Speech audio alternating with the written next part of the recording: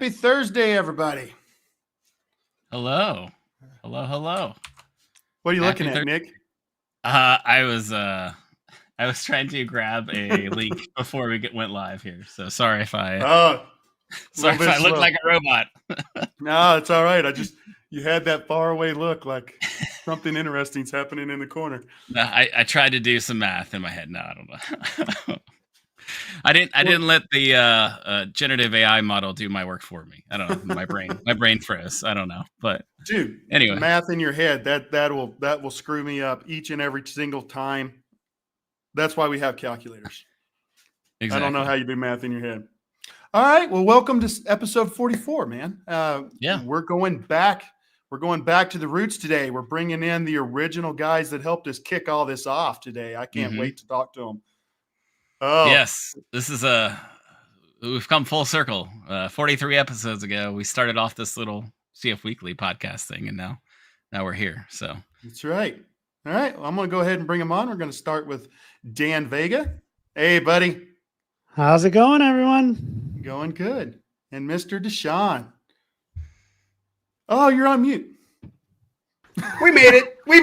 I didn't want to blow out the speakers on the first one. So yes, yeah. I set myself up. We're here. Whew. What a great time to be alive. This is we had some good stuff. Great show, by the way. Great show. I've watched every single episode.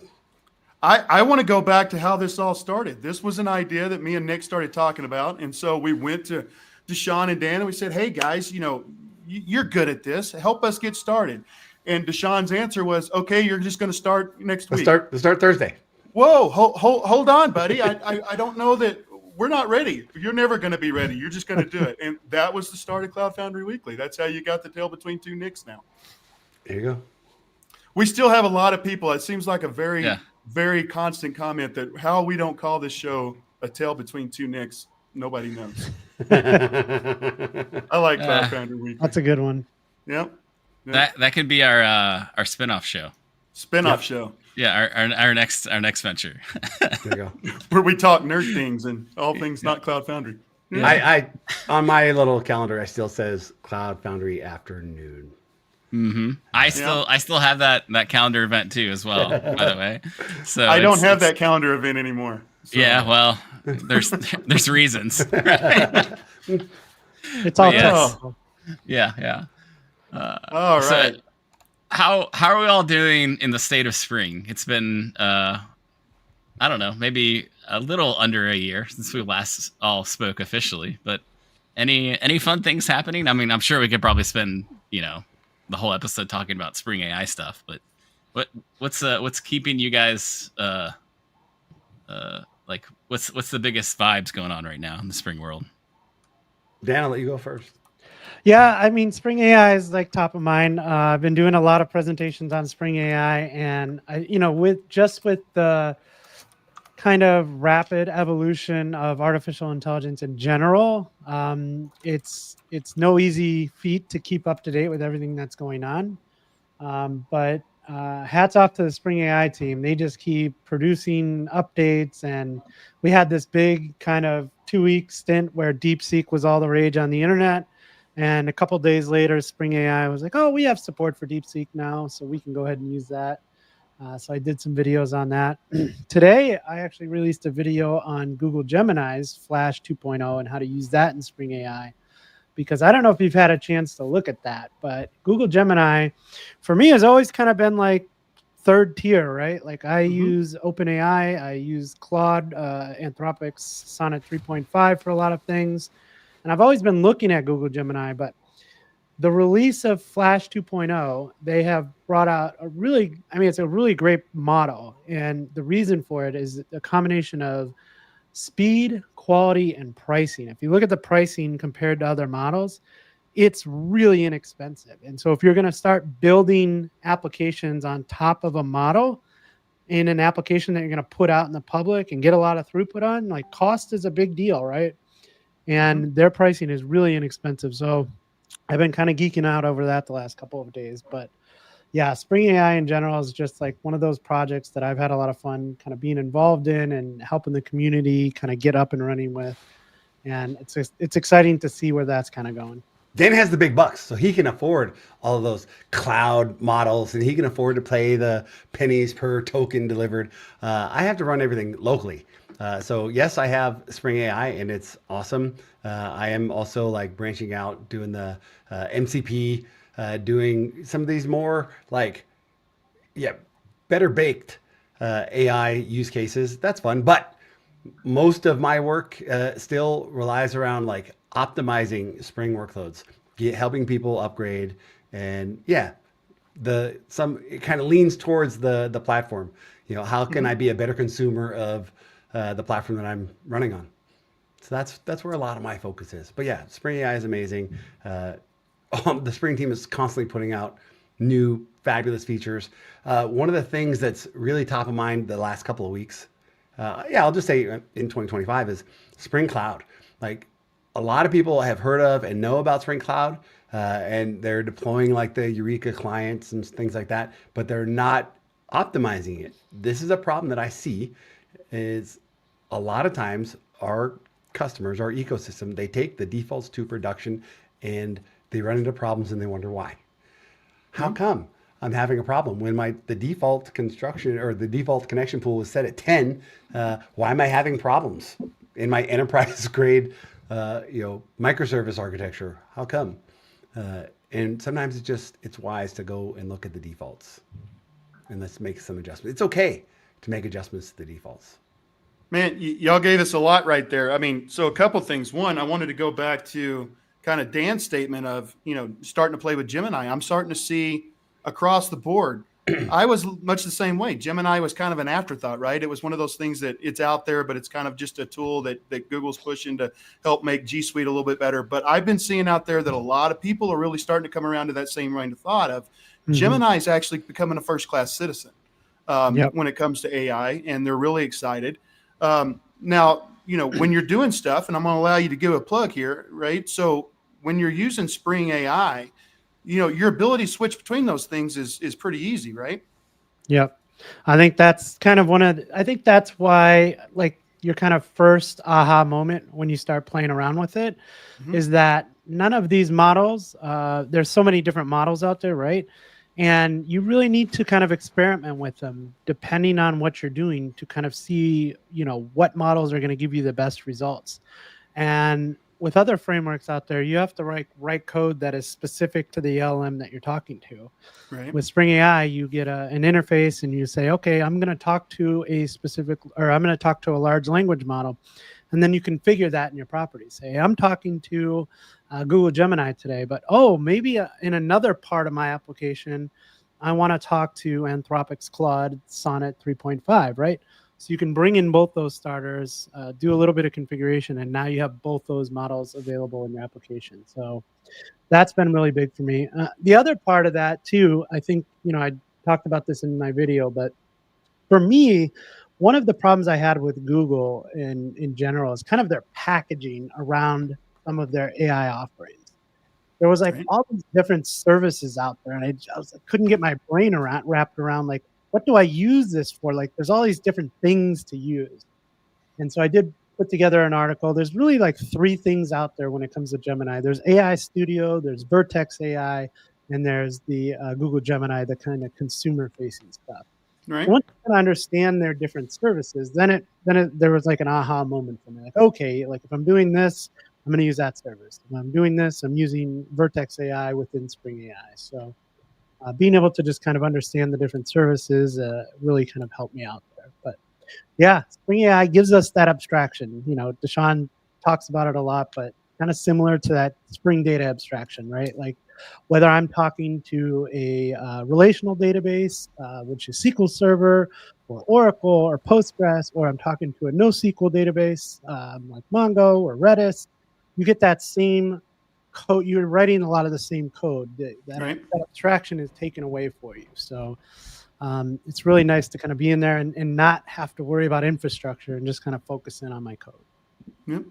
And I think that's interesting what you stated about being able to use different LLMs within the same application, right? I think that opens up a lot of different use cases there. Now, one thing I'm going to ask you, I'm going to put you on the spot. What's your favorite? What's your favorite LLM that you want to use? Come Yeah, on, and Dan, you got to go on record and say this is the one that Dan Vega loves. I have lots Oh, he Oh, froze. Avis. Yeah. favorites, but Well, again, I think it There he depends is. on the use. Right? So for me, when I do a lot of so I use it for different reasons. One of the reasons I use it is, hey, I may have it take a video that I've created and generate a blog post from that. Right. I found that like writing and coding, Claude has been really good at. So I use that a lot. But I was using it a lot when Claude had this idea of projects where you can set some system level instructions for a project. So I have a GitHub README generator and I have system instructions for that. Then OpenAI came out with the idea of projects too. Now I can set some system level instructions for like that particular task that I'm working on. Yep. So the idea, and I know Gemini has this idea of gems that I haven't played around with, but it's something similar. Being able to like give it a whole bunch of instructions for this one thing that I'm working on, so I don't have to like do that every time that I kind of do that task, has been really helpful. So different things for different. So I use Anthropic a lot for writing and for code. I use OpenAI. Now their O1 model, their O3 mini, their O3 high. Those are really good reasoning tasks. So like if I have a complex problem that I want to solve for, like, hey, help me understand this problem and break it down into like smaller problems, and then we can go from there. So I found that very useful for that. But playing with Gemini the last few days, the last couple of months, it really does good at a lot of those things. Like it's really good at coding. I threw some coding problems at it last night and today. It's really fast, and like I said, the pricing is kind of really attractive, especially if you're building applications. And I promise you, I'm not sponsored by any of these companies. Well, and Chris Phillipson, a good friend of the show, he jumped on. Google AI Studio and Claude AI are like my Batman and Robin dynamic duo each day. So, it's interesting. We start talking about AI. There's all these people out there that are worried, and you see posts all over the place. I can tell instantly if you wrote something with AI. I think people miss that No, you can't. it's a tool, right? It's not the end all be all. If you're one of those people that are going to put something in AI and then just absolutely go with whatever it kicks out and not redo it, well, it's kind of on you. But it's a tool to help you with your creative thought and to get things going. And like you said, it's really good at breaking down some of those tasks and how you're going to do them. Nick, you're the AI aficionado. Anything you want to add on that one? I'm just the weirdo running a small data center in my basement to do all things locally. You're not the only one, brother. You're not the only one. Yes. So we actually did an episode last week on DeepSeek with the tile. Oh, nice. And, Mark and Tim were on the show, and we were all kind of like doing some home lab, configuration and things too. So, I think the biggest thing, I guess, recently is, as we've seen with Dan just kind of swapping out all these different models, is that you have something like Spring AI, you can, use basically whatever's available to you. And as things continue to progress, I think we're going to see more and more efficient models. So we'll be able to do more and more things with the very limited capacity that's out there still. I think we had a big market overreaction, and I don't know about you, it's still very hard to even buy any GPUs. I think if anything, the NVIDIA Blackwell 50 series consumer launch was a paper launch. So those cards are going up even more in price now. The used market is skyrocketing still. So I think if anything, what we saw with DeepSeek is that the consumer hardware, graphics cards, even like server grade CPU gear, is going up in price more because people realize they can do more and more things locally. And these models, because like, didn't Gemini 2.0 Flash just come out like yesterday, Dan? Yeah, so it's been like, experimental for a little while, but the announcement and the pricing came out yesterday. And I think one of the things that came out of the kind of 2-week DeepSeek rage was that that was very cheap to use. And so I think you saw a reaction from OpenAI. They released O3 Mini and O3 Mini High right away. It's free to the users, at least like from the ChatGPT side, right? And then you see this with Google Gemini coming out with this really aggressive pricing now. So I think if anything, it's kind of made everything a little bit cheaper for all of us to use, which is definitely great. Well, and cost is a big factor there. I want to get both your opinions on something. We kind of talked about this with Cote. when we did the episode a couple episodes back, but Project Digits, NVIDIA releasing Project Digits, Oh, this yeah. $3,000, dollar AI, desktop. One of the things that kind of crossed my mind is there's an entire possibility here, because this is something that I feel like AI developers and people that are playing with AI, they'll go spend their own money on. They'll prototype stuff on this, but there's a possibility that you're going to have developers that have better hardware than some of their enterprises might have, right? And so how do you think that's going to work out if they go out and prototype and say, hey, here's this great thing, but when you're trying to get GPUs in a server, it's going to be more expensive? What are y'all's thoughts on that one? I like the way Josh, he's been saying that for a while. It's like, it used to be that you would go and be excited to be into work and to use the computers at work or in the data center to do your interesting things. And now, I've got the 128 gig, 96 core machines sitting right here. I got 2 of them. And I have more compute here in this room than I ever did in a data center. Like, it's mind blowing. So yeah, this is going to happen. There's this quote. It was Andrew Ng, or however you want to say it. I wish I knew the right way to say it. Andrew Ng, and I think I heard it yesterday from Corby. He said, AI is not going to replace developers. It's going to replace developers that aren't using AI. Yep. Developers that are using AI are going to replace developers that are not using AI. And I think Dan's a really good example of that. Like, he's pulling in all the busy work, like all the things where, like, look, I could spend time doing this, or I could get some help. And he's making it just a part of his flow. So he's like the bar for me anyways. He's the example of like, yeah, like, start to do these things. And if you don't, somebody else will, right? Somebody else is spending the money to have the GPU to do the things and just be more productive. And that's going to be a big difference maker. I always compare it to spreadsheets. Back in the early 80s, like, if you knew how to do a spreadsheet, you're like on the front end, oh, this is going to change the world. That's exactly what we're doing right now. You're like, oh. Well, and you've got that same dichotomy there, right? So absolutely, I believe that AI is a tool to help be more efficient. And we all know across the industry, every company is looking to do more with less. We've got to increase efficiencies, and AI helps people do that. But then you've got this opposite side of it, which, enterprises are still scared of AI, to be honest with you, right? Which is where, things like the Gen AI tile come in. If you can bring that data in locally, you can get rid of some of those. And by locally, I mean within the data center. You can get rid of some of those concerns over security and releasing your data, having those breaches. But you still kind of got the decision makers in the enterprise are still hesitant to go with AI, whereas your developers and your users are saying, man, I'm able to do 3, 4, 5 times as much plus using AI is what I used to do. So, where do you think the industry is going to head with trying to balance those two things out? That's why Gen AI tile came out. But what else do you see? Yeah, I want to double back to kind of your efficiency. I think there's 2 sides of this. That one side that I worry about, the other side that I'm really excited about. For senior developers who've been doing this a long time, one, I think it makes us incredibly more efficient. 2, I don't know about you guys, but it's brought a level of like excitement back to coding for me, because there are certain tasks that I don't have to oh my gosh, I don't want to do that. I don't want to build this login form thing. Like, I can just kind of get that up and running quickly. So it's brought me excitement. It's brought me, I'm more efficient. I worry about the other side of this though, with junior developers or kind of anybody 1 to 3 years in that role. And I worry about it because it's kind of like that dopamine hit. Like, I've got a problem, I type in a prompt, I get an answer, I move on to my next problem.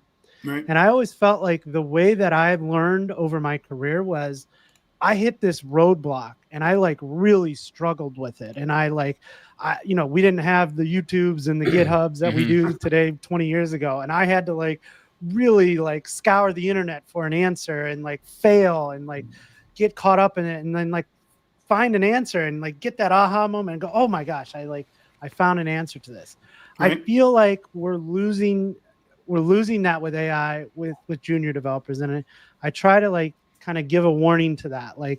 Yes, this is a tool to find a solution, but if you do find a solution, really understand it. Don't just move on to your next problem, because I fear we're not learning enough using some tools like this. So yeah, I mean, I certainly see it replacing some workloads in the future. It's just getting better and better. But DaShaun and I talk about this all the time. I think as a software developer in this industry, one of the things you have to be able to do is adapt to new things. And as long as you're willing to learn and adapt to what's going on in the market, I think you should be fine.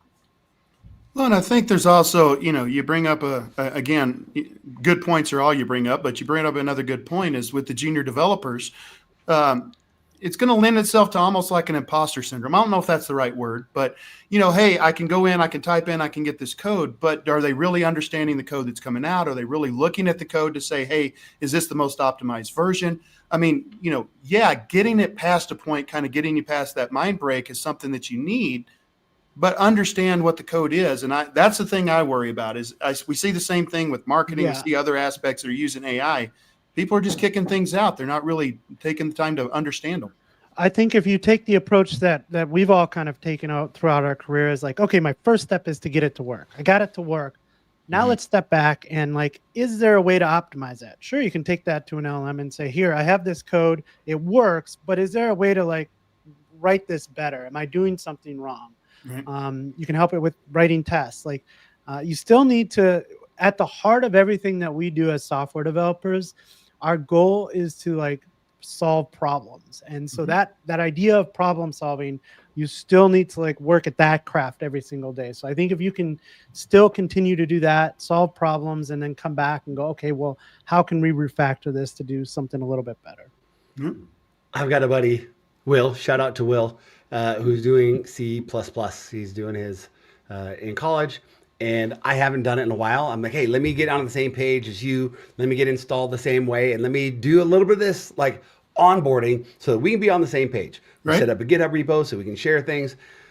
But then as we were going through it, I'm like, let's ask, our AI. Let's ask. And then let's look at that. Oh, the AI does things a little bit different than what's in your book. Let's understand those differences. But still, even having the examples, being able to read the examples, that's just one part of it. You have to run those examples, do those examples, understand the examples. And I've talked about this pattern before where I ask one of the AIs, or all of them, I have multiple running, ask them all the same question and then get their responses. And I do it in a chat view. I use Bodden, so I can just ask all the LLMs. They give me a response back, but then it looks like a conversation. Right, and I can feed that context so they can answer on the previous answers as well. So you have this really kind of neat thing, but understanding the differences is important. That's something that we never had when we talk about back in the day. I'd go and look for an answer and struggle. There was days where I literally was leaving work, and I would go straight from work to the bookstore, and I'm trying to find the book that had the topic, and I'd buy the book. So then I had the big wall of books behind me because I needed that book to figure out a thing so I could go back the next day. And that was my process because I was older than the internet. I didn't have the internet when I was. I love that idea of using AI as your crowdsourcing. You're crowdsourcing through AI. That's a cool way to do things. It's a fun approach. But Chris Phillipson made that same point. It's when everybody else is using AI, right? And I hear how much they're using it in college. It's encouraged. Right? Go, you have these tools. You have a spreadsheet. Why wouldn't you use it to do the sum of your viewers and all that stuff? Why wouldn't you do that? You don't have to do things the hard way, especially when the landscape is changing so fast. I like this idea of use it, but don't forget you have to understand it too. There's that cautionary tale of the guy that's I don't need developers. I can use all these tools and I'll go out and hey, here's my MVP. And 2 weeks later, there was the meme. He's I'm quitting. I'm starting my own business. I'm using AI. I don't need engineers. Here's my MVP. And then 2 weeks later, does anybody know how to do Angular or React or whatever, these tools that I used with AI? Because I don't understand what they're doing. Yep. It'll come back. Yes, it helps a lot of things, but there's still a lot of work to be done. Yeah. And there's still a lot of risk out there too. Shout out to Pink Emma. She finds the best way to use AI so far is to create really rapid prototypes of functions and then co-work and workshop solutions, as it knows so much that it can rapidly create new versions of various frameworks and approaches. I like that. I think it's a teaching tool. It's a learning tool. It's a coding partner, right? It's pair programming with somebody virtually. And that seems like a good way to go about it. Yeah, and I love that term, that coworker, because there's so many of us are spread out and working virtually and not in an office where you can just turn around and talk to somebody and say, hey, how does this thing work?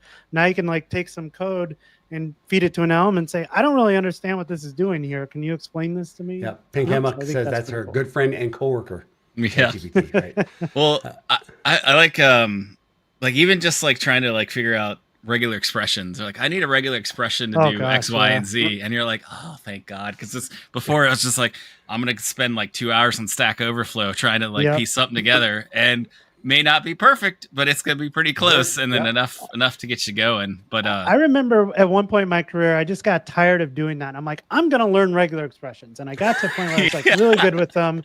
And then 3 months later, I forgot everything I knew, and I'm like, I'm not doing this ever again. Yes, yeah. It's like the most unhuman format to try to like remember. So it's like the perfect use case, I think. Yeah. And I do the same thing. It's one of those things. The other thing I like about LLM is help me get the regular expression to work. And then once you get it, okay, explain to me why this works, right? And it'll go through and kind of break it down for you. Belgian says, yeah, LLMs are a great interactive rubber ducky. I like that. 100%. All right. So DaShaun, you opened up with Spring Cloud. Yeah. Give us the lowdown. Well, there's just a lot of us are kind of pulling in the defaults. You've heard me say it before. My children will never deploy active passive. Like there's just no reason. We have, you're running enterprises or your startups, and maybe your startup is running on Raspberry Pis, but you can still deploy Raspberry Pis in an active fashion. And Spring Cloud supports that. With the new release of Spring Cloud 2024, we now have multi-AZ failover. Which is just a cool feature, and that's on my backlog. That's my deep dive coming up. Is there's just all these cool features, and there's been some renames. We have now the Spring Cloud Commons that gets used, so they've refactored a few things, and I know there's even more coming.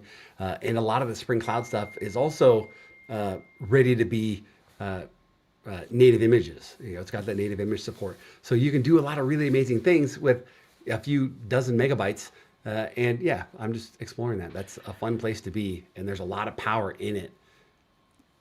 So and it's not brand new, but one of the things that is kind of newish in Spring Cloud is the ability to use Spring MVC. So forever, when you build Spring Cloud application or like a Spring Cloud gateway, the perfect use case for that is I'm gonna like take in a request and route it somewhere else, and that in that kind of scenario, you don't want this kind of blocking stack, right? So by default, it always used reactive underneath the hood, so it wasn't blocking and can quickly kind of route something to another endpoint.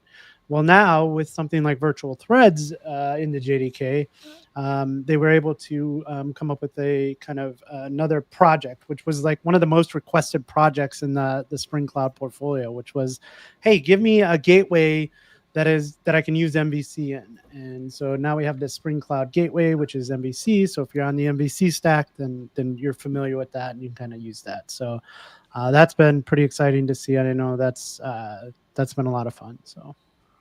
Well, and going back to the defaults, DaShaun, I mean, do you have, surely you well, I'm going to put you on the spot. Do you have something out there that gives people the things that they should probably consider right off the bat? No, I don't. I wish I did. That sounds like a great piece of content, but like, well, we do. Years. So we do. So at least I think one of the things with Spring Cloud is like, it's this portfolio of projects. And as DaShaun always said, is it's common solutions to common problems that you run into when you start to build like these distributed architectures.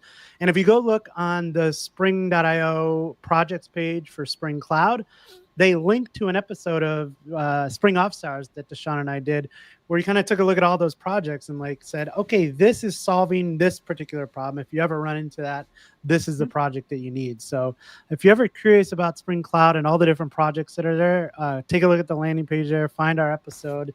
And I think that was a really good overview of like all the things that I can do.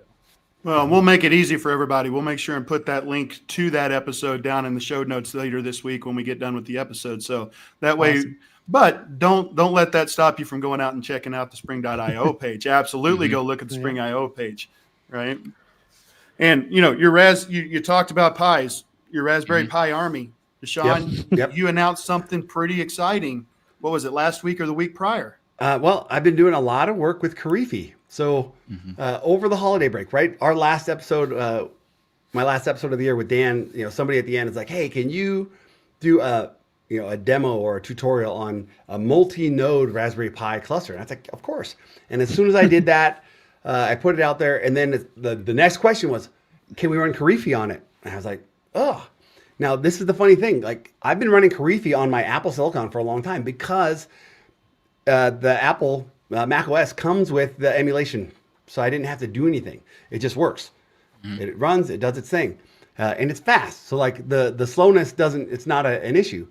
But on Raspberry Pi, you don't have that. Or at least I'm using Ubuntu and that doesn't have the emulation. So I always was running into KPAC not having ARM64 images. And the AMD images wouldn't work. All right, so now I've been doing this work and I realized like, oh, hey, I've been doing this other stuff. The Spring Boot new build pack, that opened the door. That actually gave me the key that I needed to get Karifi working with Spring Boot 3.4. The default build pack is the Paketo build packs, Builder, Jammy, Java, Tiny. And what that does, it allows me on any machine, I can build an ARM64 machine or an ARM64 image or an AMD 64 image. Whether I'm on AMD 64 or ARM 64, I can target the opposite platforms. It's a multi-architecture build pack, and that's great. And before the holidays, back in November, I put out a blog about showing like, hey, on this Mac, I'm going to build the AMD 64 image and the ARM 64 image.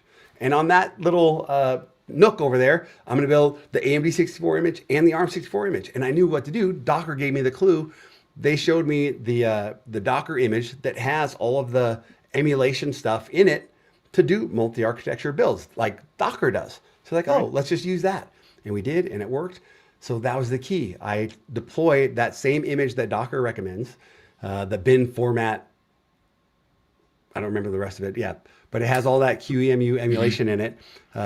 And I deployed that as a daemon set so that it gets deployed to every node in my cluster. And what that means is when KPAC loads up, those AMD 64 images, they work. Yeah. So I've got Karifi running, and that was with v13.0. After I did that, the little community that I have, they're like, oh yeah, that's cool, let's do it. And then they asked again, well, can I deploy Karifi on a single Raspberry Pi? I was like, wait, yes. So I did that work. So you can actually deploy Karifi, which gives you the Cloud Foundry API on a single Raspberry Pi. And it's been fun. Like that has been a real, bang for the buck, great conversations. And we're seeing our friends, Karen and Will, different Will, doing these blog posts and demos with Karifi. And that's just, it's fun. So I get all my build pack wonderfulness. The big thing that I was like, why I like it so much right now, Kubernetes, anybody can run Kubernetes. Like Kubernetes is kind of like, that's a normal dial tone that anybody can get to. And it's kind of like low barrier to entry. But there's still so much like road. There's still so much curve to understand and so much to understand to get things working. One of the things I really like about Karifi is it handles, even on a Raspberry Pi, it handles all this extra networking for me, right? I played with the other options. I played with the Knatives and Ketas and what's the one from SUSE? I played with a handful of these other like platforms, and I like the way that Karifi delivers. And I like the way it simplifies even my networking. So I can deploy, in seconds. I can say, hey, I have a new domain. I route it to my tunnel and I'm good. And I send everything to the project contour and it handles all the routing. And that's just all I have to do is CF push. And it's just it's a joy that's all I have to do. Hey, make a route, map that route, and then we're good. Yep. With what size was that? Was it the 8 gig model, or did you get the higher end? The first round I did it with 4 Raspberry Pi 5 8 gig, and the day after I published that blog, the Raspberry Pi 5 16 gig was available for purchase.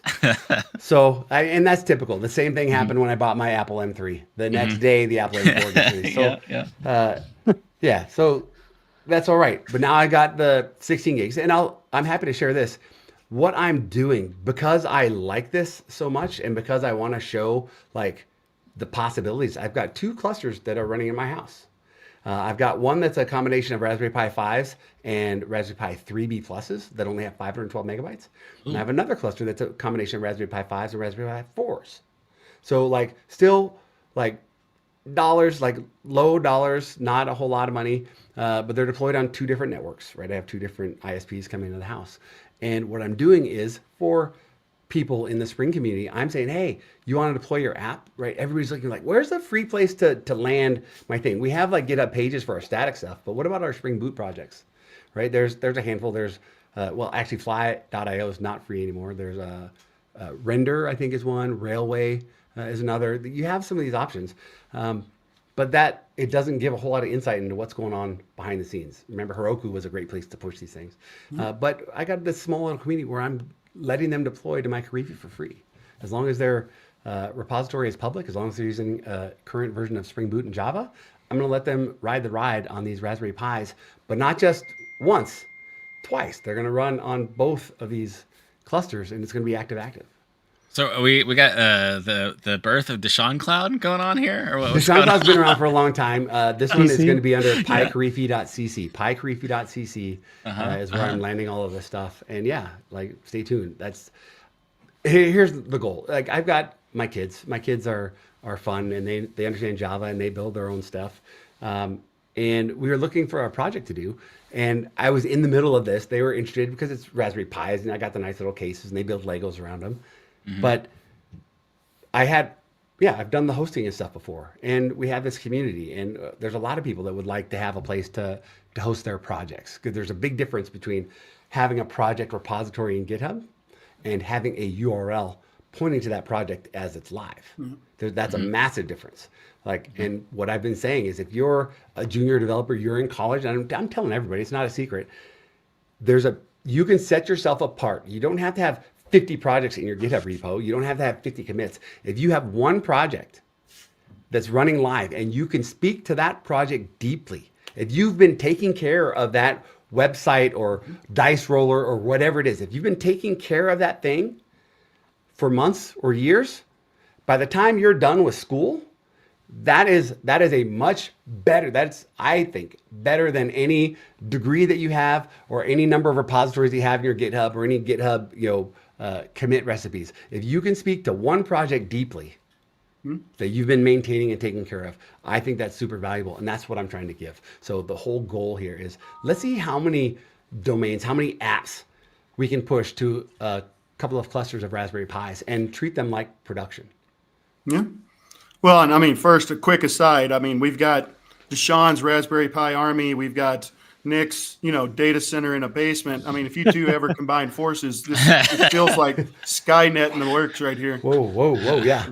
I was gonna say, I am in the expansion phase right now. So, As am I. yeah. So if you need any GPU capacity, I got a good deal on some P40s. So I got some more inbound. So Right on. Yeah. My son heard about the 5090s and the Micro Center deals, and he's like, Dad, are we going to get a 5090? And I would have one today, but my wife got in a car accident. Oh. Well, I hope everything's okay. Everything's fine. Yeah. Yeah. Everything's fine. Well, on your Karifi project, I mean, besides just the cool factor, the ability to do some hosting for the community out there, I mean, what are some other use cases? This feels like this would be a great use case for mom and pop shops, for edge type computing. Right. I'm also working on a book called Spring Boot on the Edge. And it's since Spring Framework 6 and Spring Boot 3, we've had this ability to deliver native images using GraalVM. And that allows me to deploy enterprise grade, production ready Spring Boot, cloud native or edge native workloads to little Raspberry Pi devices that are 512 megabytes, $15, $20 if you want to get the, or 25 if you want to get the camera in the case, right? I can go and deploy this outside. I can go put this on a window. I can be looking at the street, or I can be looking at the birds in the backyard, and I can deploy it using Spring Boot and all the other amazing things in the Java ecosystem to do some really interesting things with really low power, low dollar hardware, but still like production ready, and still give me all the hooks and actuators so that I can get the information I need from these devices. Man, what a great way to do a resume, right? You're going in for a coder. Hey, here's my Raspberry Pi. Here's my app. Let's just plug it into something, and I'll show you exactly how it works and what I did. That would be, especially for the college kids. What a great resume card. Well, here's a little backstory. I applied for a job one time, and I'd been doing open source, and GitHub wasn't a thing, but the engineer, I talked about all these projects that I worked on, and he's like, "Can you show me your code?" But he did it with a Russian accent. "Can you show me the code?" Right? Like he was like, "Hey, let's get into it." And I was like, "Sure." And he asked me, he's like, "Well, how are you going to get to your code?" Because I was there. I was like, "Oh, I had my own tunnels. Yeah, we can get there. But don't look at my secrets, Pink Emma. Don't look at my keys. I'm going to type it in and I'll let you go and look." And we got into my Git repo. But then he went through with the code. He's like, "Why did you do this? Why did you do this?" Now, if I was somebody that had 50 projects that I just did once, or I copied from some tutorial, if that's the role that I wouldn't know the answers. Right. But because this project, the projects that I had, these were projects that I had spent time on and I knew deeply and I knew the reasons why I did things. So in that interview, because he could go to anywhere, I knew them deeply. Even though, there wasn't 50 of them, the ones that I was sharing, I knew them deeply. Except for my keys. Yeah. So go ahead, Nick. We should probably do a quick shout out too for all of our friends who are joining from new sources. So this, just a quick recap. We are Cloud Foundry Weekly, and we focus on kind of the Cloud Foundry PaaS ecosystem. So it's a great place to run all your Spring apps if you haven't connected that together yet. But just wanted to have a quick aside there as we continue on the session. Yep. Now you brought up native images. You brought up GraalVM. I think that's one of the things we should go back and talk about a little bit. So there's been a lot of new features coming out within Spring. We've got CDS that came out. One of the things that we're seeing a lot of people talk about, some of these new features are only coming out in the commercial side, right? In the commercial repo. Do you guys want to talk about that a little bit? I know one, like the commercial build packs. I know that they have some additional features enabled by default. Yeah. You can still enable these features with the non-commercial build packs.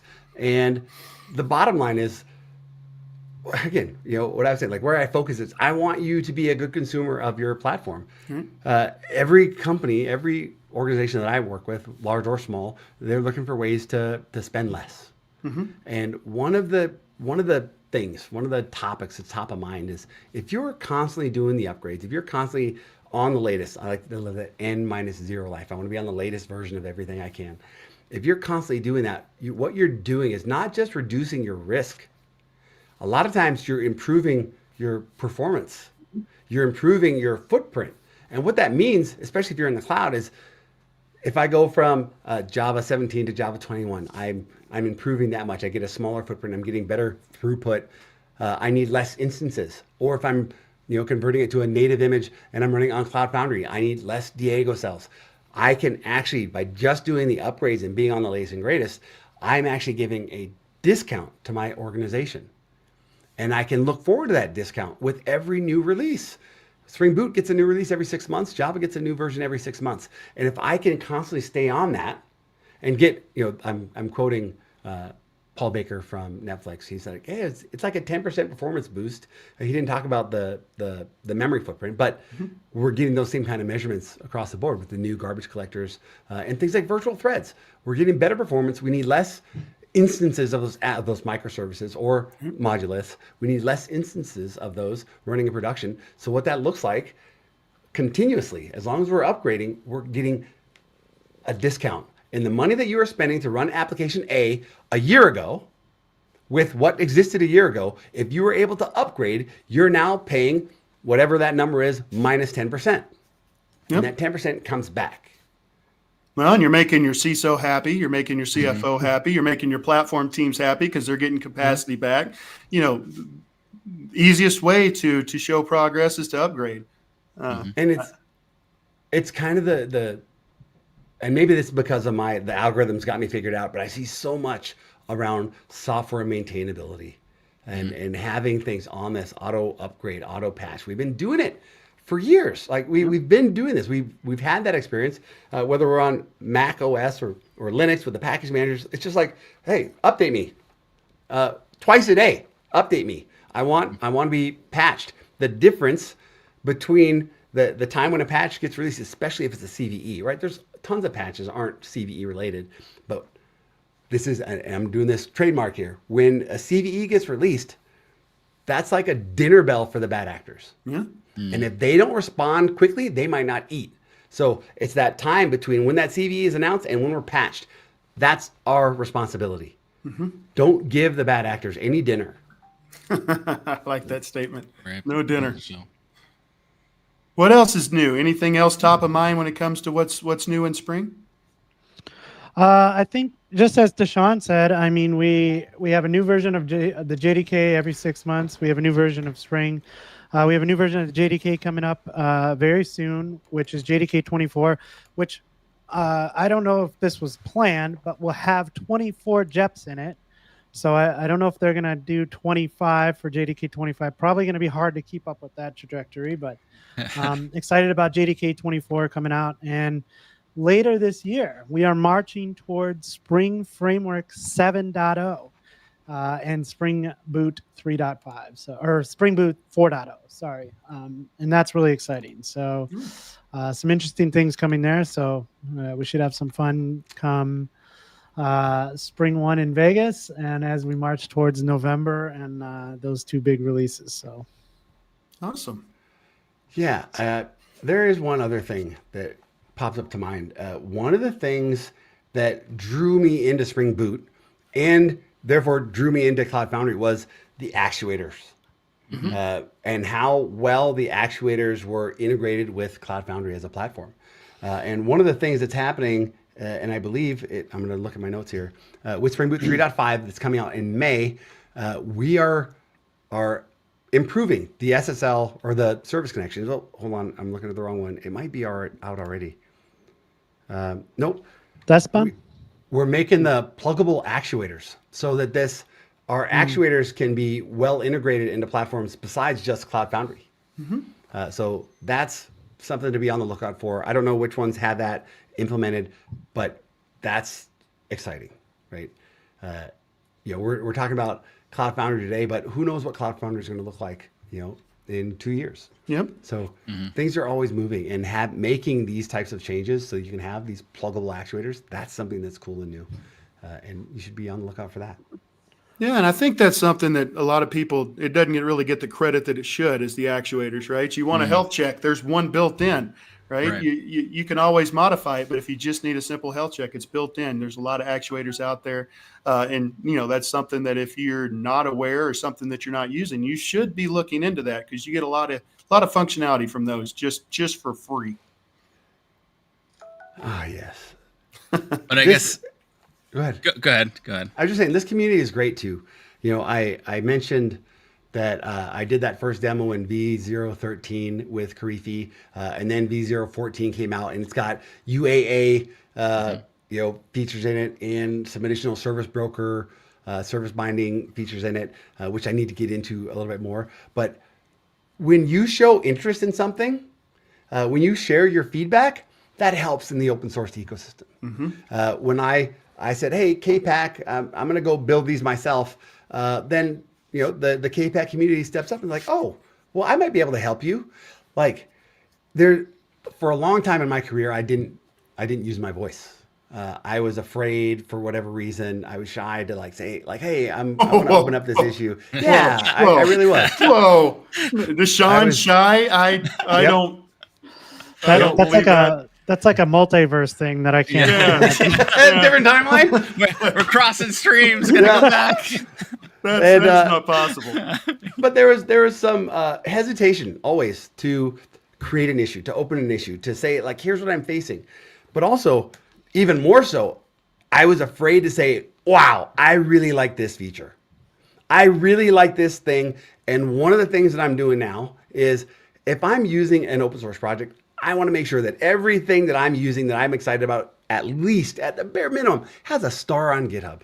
Right. That's the least that I can do for these things that I'm taking to production. But then I'm also trying to get better at saying like, hey, and I'm surprised. I'm surprised by how many names are out there that are already in my ecosystem. I didn't know that so-and-so was the creator of that project that I enjoy. Right. And they're like a friend. And I never said, hey man, I've been using that for 15 years. Like, let me reach out and say thank you. I'm trying to do a better job of saying, hey, I use this package that you've been supporting for free. Thank you so much. I really appreciate it. And here's my favorite feature. Speaking of contributing, I just want to bring this up. We did have a change to the way that you can contribute to the Spring projects. You used to have to kind of go through this like contributor agreement, and if you've never done it before, it was like a little bit of a pain in the butt, right? But now we have a much simpler process if you want to contribute, even say like a documentation pull request. Like, it's gotten much easier. So it's never been easier to contribute to any of the Spring projects. As DaShaun and I always say, even if you don't want to like make a code change somewhere and maybe you don't want to even start there, just like being able to like give a project a spin and maybe you use it a different way, file an issue, that really helps the Spring team out. Documentation, I love the Spring documentation. I can't imagine it get better, but if you see something in the documentation that maybe doesn't jive with your way of learning, maybe you could propose a different way of like kind of wording something or adding something to the documentation. So all great ways to get started contributing to Spring. And like I said, it's never been easier. So one of my favorite things to do these days is if you found something and we're connected, like you come to the office hours, you come to Cloud Foundry Weekly, I will happily jump on a Zoom call with you and help you write an issue. If you want to get started, you want to do your first contribution, it can be an issue. It can be a documentation edit. I will happily jump on. I want you to do it. I want you to have your name there. I want you to welcome yourself into the open source community, and I will help you walk through that door. Yeah. And I think that is a great point. It's the community is what makes this stuff important, right? The community is what drives the features. It's what drives the adoption. So you never know when you might have that idea that becomes the next feature that DaShaun says, I love this feature and I want to go tell everybody in the world about it. You never know when you might be the guy that creates the document change that helps people, oh, that makes sense to me now. So please, that's the whole purpose on open source, to get out there, be a part of the community and help drive what's something that you love. yeah, and I think a great example of that is, to come full circle is Spring AI. We talk about it's still a newer project, and there's been a lot of things that have been added to it, and a lot from the community. I just saw the other day that like Thomas Vitale, great contributor in the Spring ecosystem, like contributed this way of like defining a tool with a @tool annotation. Mm-hmm. And so if you're interested in AI and you're interested in contributing to Spring, that's a great project to jump on right now. And we've done a lot of talking about Spring AI, but we're going to point you back to spring.io again. There's a lot of Spring projects out there. There's so much more. We could do an episode or two on every single Spring project that's out there. You need to get out there. And in fact, I encourage people to come out, stop by Spring office hours with DaShaun and Dan and bring ideas there. Bring it to us. Bring it to Cloud Foundry Weekly on things that you want to see and talk about. Do you have an issue? Maybe something's not working with you in your Cloud Foundry, implementation with Spring. Let us know. Bring it out to Cloud Foundry Weekly. Look us up on LinkedIn. Propose the idea. We would love to be able to create a show for you on what we could do that. Maybe even bring you on and tell your story about how you got there, or if you fixed something really cool, we want to hear that too. Mm-hmm. Yeah, and I will say, Nikki, we were talking before we got on the air here that, we're getting into conference season. So there's going to be a bunch of conferences coming up, and hopefully we're crossing paths. So anybody out in the audience, if you're going to be at some of these upcoming conferences, definitely stop by and say hi to us. Well, and speaking of conferences in the Cloud Foundry ecosystem, I did post a link out there. So Cloud Foundry Day North America 2025 has been announced. So you should check that out.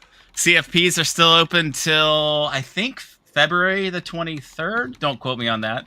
I know they're still open. VMware Tanzu Broadcom is a sponsor this year, so we're actually having it at Broadcom's offices in Palo Alto. Mm-hmm. We are, if you're interested, we're planning some kind of, I think, before and after a day as well. So I think the actual Cloud Foundry Day is on the Wednesday of that week, but I think we might have some events, on the Tuesday and Thursday. So if you can get out there early, I'm sure we'll have some cool things for you to do as well.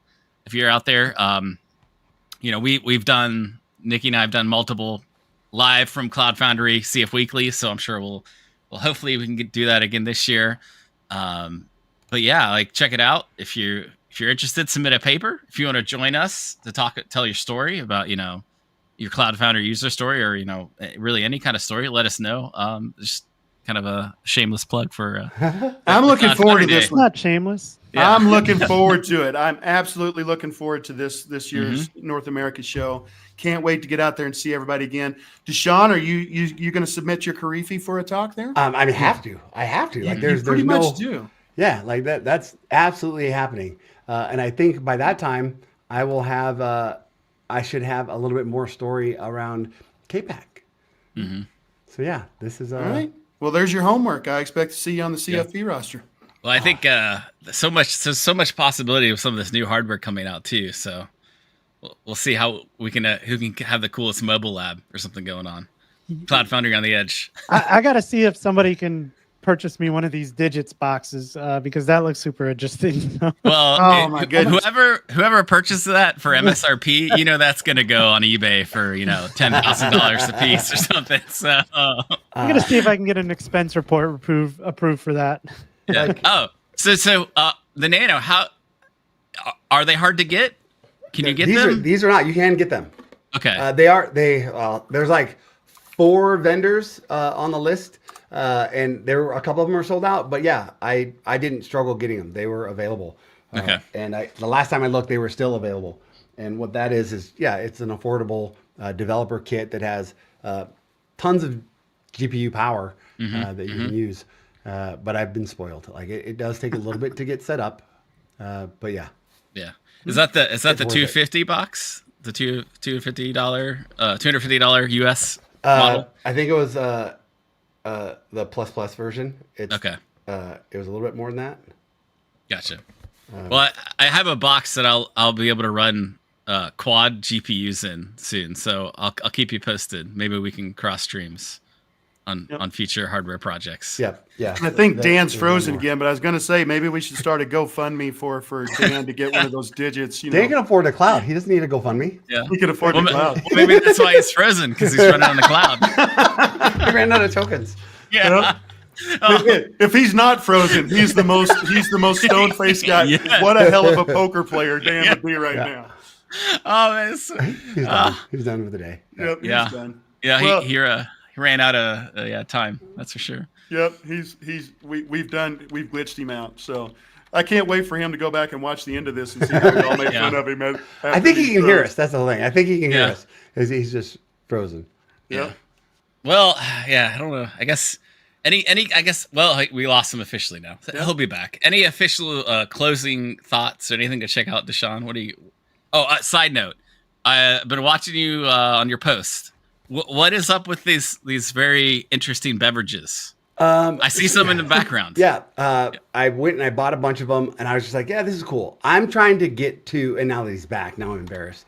I'm trying to We get did to not make fun of you in any way while you were frozen, Dan. It's I'm trying to get to the production quality that Dan delivers regularly, and it's just been a practice. And it's my kids, they like to do it too. We're just editing and getting to the point where we're comfortable with the tools, because in the past it would take me 4 hours. The first one, when YouTube Shorts came out, and I tried to do the first one, it took me 4 hours to edit a 60-second video, and I was just like, I get that. I'm not cut out for this. I'm not cut out for this. Dan's over here cranking out videos every week, and I'm like, what? Yeah. There's no way I can do this. So that's all it's been. It's just been a practice of how fast can I turn out videos. Like, what are the things? I don't need to record everything. I need to record the important bits. Editing and getting things out.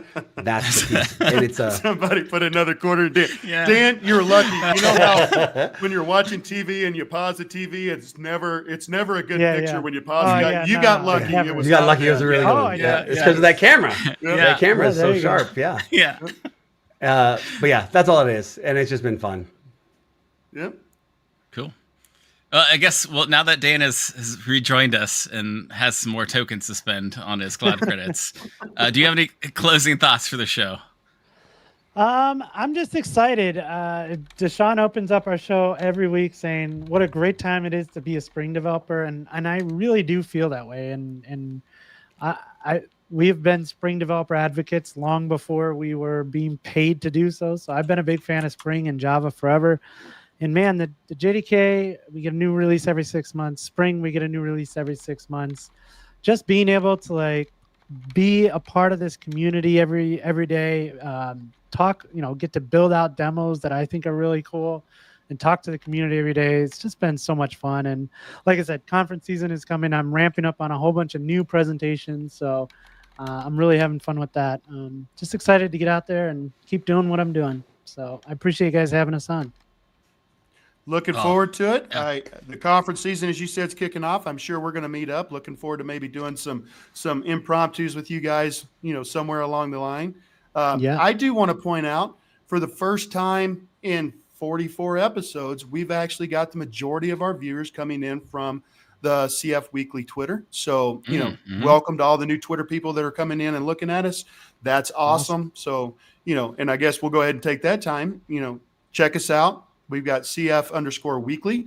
We got cloudfoundryweekly.com. Of course, you can check us in on LinkedIn, and the obligatory, don't forget to hit the like and subscribe so that you're notified when we start every episode that we're doing and when we come out with these. So always fun to have you guys on. Yes. There it is. Yeah. Look at that. Good job. Yes. Ditto to all that, and to all the new friends. You should check out our past episodes. We have a whole lot of different variety that you probably find interesting. So thanks for watching. Thanks for joining. And I guess without further ado, I guess we should close the show with our CF bye, right? Yes. See everyone. I like dance, Jazz. Well, and you got to watch to the end to get see what we're doing here. I know you're in episode 1. This is before we started it, but we closed the CF pie, right? So, All right. 3, 2, 1. CF CF bye.